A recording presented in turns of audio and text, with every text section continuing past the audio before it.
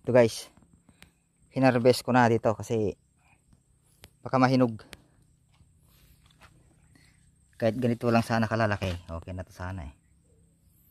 Mas malaki pa sana to guys kung hindi excited yung nagtanggal ng puso, yun know? Dikit na dikit. Kaya hindi nakalayo. Kung titignan yung pangapagitan nito, dikit na dikit. Mas malaki sana kapag medyo mas malalayo ganito. Yan. Dito kasi guys sa farm na to, marami kasi akong kasamang nagtanim dito dati. Eh ang sabi ko sa mga nagtanim, pagka lumaki na itong mga tanim na ito, pwede silang kumuha ng puso. Open sa mga nagtanim lang guys ha, hindi sa lahat. Yung mga tumulong lang na nagtanim.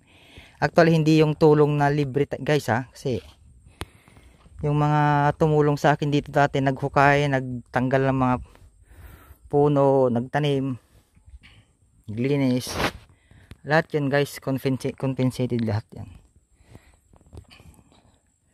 Pero para naman malibre sila ng pang-ulam kung sakali gusto nilang mag-ulam o kaya pwede rin magbenta, pwede silang kumuha. Guys, ito yung farm ko. Yun nga lang, kung napapansin nyo yung bakod, hindi siya diretso. Kasi dati mayroong, di ko alam kung sinong nagpa-bulldozer dito, nagpa-bulldozer, hindi tinignan yung mga pagitan ng lupa. Kaya yun guys, hindi ko ma-i-adjust. Kasi pag in-adjust ko, kung mapapansin nyo to, itong bakod, masasaraduhan na yung kalsada.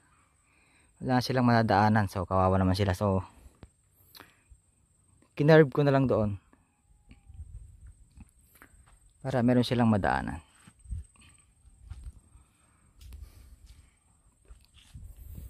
Ito yung saging ko.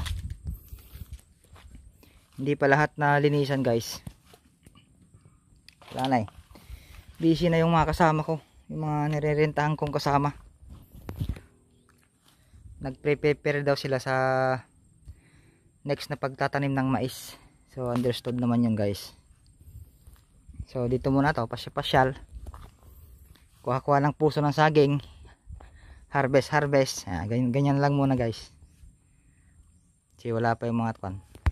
Dito sa part na to malinis, pero sa dulo ang dumi pa yan.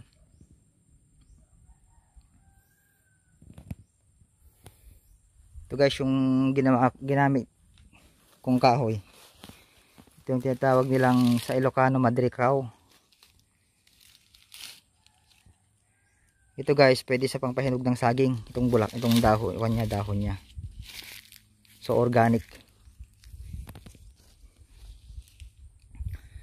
Ito rin guys yung puno na kung mapapansin nyo, yung mga binibili na putik sa Ilocano, ginagamit naman to sa mga orchids garden. Dito nila pinapagapang yung mga orchids nila. Kasi ito guys, kapag matanda ito,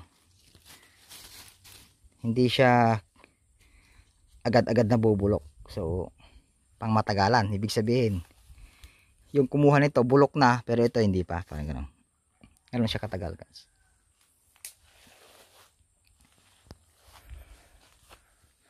Yung paikot ng farm ko, yung mga kambing na maliliit, cute. Yan, kahoy, kamote.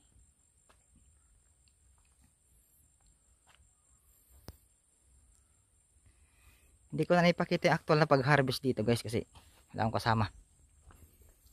Wala rin akong kasing tripod. Minsan kasi itong cellphone ko sinabit ko sa puno, nalaglag.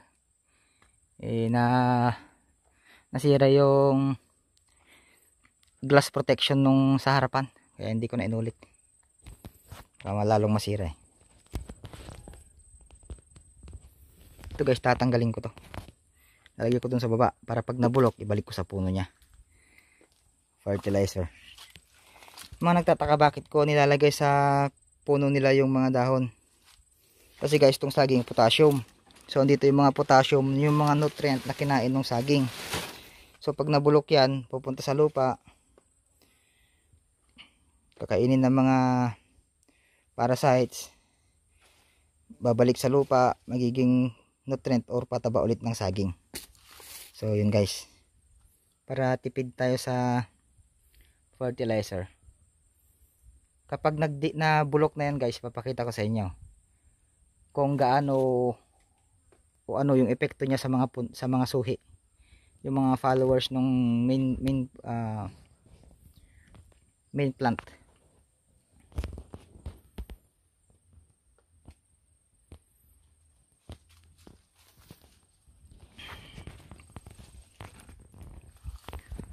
Yan na may lakatan. Yan man din lakatan guys, oh, yun, oh. May mga bagong tanim ako, yan. Ang sakit lang kasi ng lakatan minsan, yung tungro. Tapos once na yung lakatan guys, nadapuan na ng sakit yung tungro, wala nang remedyo yun guys, ha. Huwag na kayo magsayang ng gamot, huwag na kayo maglagay ng puradan o ano-ano pa, fungicide. Kasi once na nagtungro na yung lakatan, wala na yan, wala nang pag-asa. Main plant, saka yung mga follower niya, yung mga suhi, wala na rin silbi. So ang gagawin dyan guys, huhukayin, tatapon sa malayo, kasi yung bakterya niya guys, pwedeng kumalat, pwedeng bumalik sa mga ibang lakatan. So yun ang ginagawa ko karaniwan, hinuhukay ko lahat, pati yung puno, yung ugat, tapos tatapon ko doon sa dulo, doon sa malapit sa ilog. Kaya siguradong hindi na makakabalik yung bakterya nun, kung ano man, o fungi man, o ano man. Kasi malaya na guys, mapagod na siya, diba? Hindi siya makakabalik. Saka maligaw siya guys, maligaw.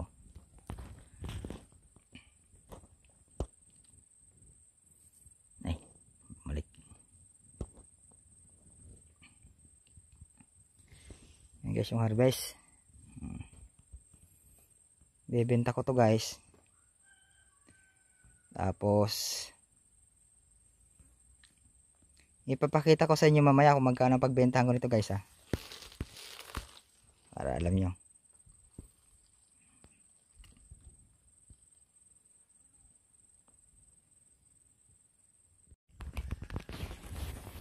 Ito guys, hinarvest ko na dito kasi baka mahinog.